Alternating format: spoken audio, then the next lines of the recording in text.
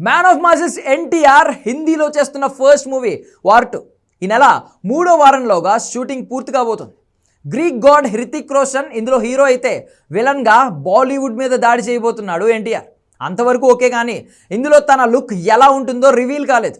తన పాత్ర పేరేంటో కూడా ఎవరికీ తెలియదు. కానీ సడన్గా తన పాత్ర పేరు బయటకు వచ్చేసింది. తెలంగాణ యోధుడి కొడుగ్గా వార్ 2లో కనిపించబోతున్నాడని తెలుస్తోంది. విచిత్రం ఏంటంటే RRRలో తెలంగాణ యోధుడు కొమరం భీం పాత్రే వేశాడు ఎన్టీఆర్. ఇప్పుడు సాయుధ తెలంగాణ యోధుడి వారసుడిగా ఎన్టీఆర్ వార్ 2 మూవీ చేస్తున్నాడట.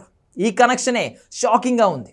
ఓ హిందీ మూవీలో తెలంగాణ యోధుడి వారసుడి పాత్ర అంటే వార్ 2లో ఎన్టీఆర్ విలన్ కాదని తెలిసినట్టేనా? వార్ 1లో హృతిక్ రోషన్ వేసిన positive come negative రోలే Tarak వేస్తున్నాడా?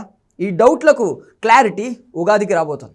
Aravinda Sametha వీర రాఘవుడిగా కనిపించిన తారక్ ఇప్పుడు రఘునాథుడిగా మారిపోతున్నాడు. సౌత్ ఇండియన్ ఏజెంట్గా బాలీవుడ్లో వార్ 1 సైడే అని తేల్చేస్తున్నాడు.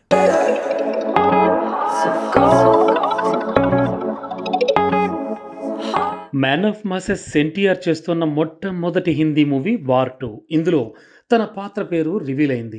వీరేంద్ర రఘునాథ్గా తాను కనిపించబోతున్నాడు. దక్షిణాదికి చెందిన ఓ సూపర్ ఫైటర్ కమ్ ఏజెంట్ ఎందుకు సడన్గా దేశానికి వ్యతిరేకంగా మారాడో వార్ 2లో చూపించబోతున్నారట. అచ్చంగా వార్ 1లో కూడా హృతిక్ రోషన్ ఇలాంటి పాత్రలోనే కనిపించాడు. అంటే వార్ 1లో టైగర్ హీరో హృతిక్ విలన్. ఇక్కడ వార్ 2లో Hrithik hero NTR villain. So same టెంప్లెట్తో స్టోరీ అల్లారా అనే డౌట్లు వస్తున్నాయి. అదే నిజమైతే ఎన్టీఆర్ ఎందుకు ఒప్పుకుంటాడు? తను చేయక ఫస్ట్ టైం హిందీ మూవీ చేస్తున్నాడు, అందులోనూ విలనీ రోల్ చేస్తున్నాడు అంటే ఎంతటి కంటెంటో ఉంటే తప్ప ఒప్పుకోడు. తను కథ విషయంలోనూ క్యారెక్టర్ విషయంలోనూ తగ్గే వ్యక్తి అయితే RRRకి ముందు RRR తర్వాత 2 సార్లు త్రివిక్రమ్ కథల్ని రిజెక్ట్ చేసేవాడు. తను కథ విషయంలో క్యారెక్టర్ విషయంలోనూ తగ్గే వ్యక్తి అయితే RRRకి ముందు RRR తర్వాత 2 సార్లు త్రివిక్రమ్ కథల్ని రిజెక్ట్ చేసేవాడు కాదు.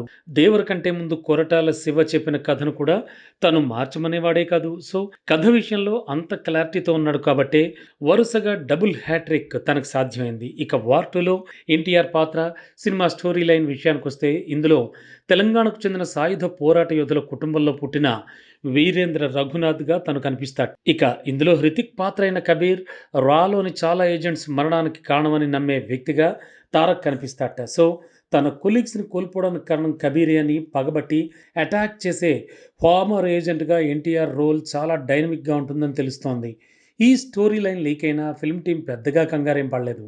కానీ ఇందులో 50 కోట్ల ఖర్చుతో డిజైన్ చేసిన యాక్షన్ సీక్వెన్స్ తాలూకు సీన్లు కొన్ని సోషల్ మీడియాలో లీక్ అయ్యాయి. వాటన్నింటినీ ఎక్కువ అవైలబుల్గా లేకుండా చేసేందుకు 5 కోట్లు పెట్టి మరీ సైబర్ టీంతో క్లియర్ చేశారట.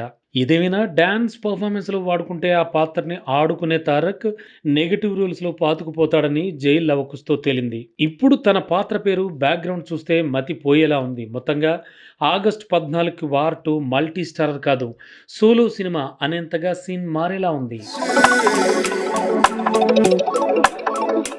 So easy.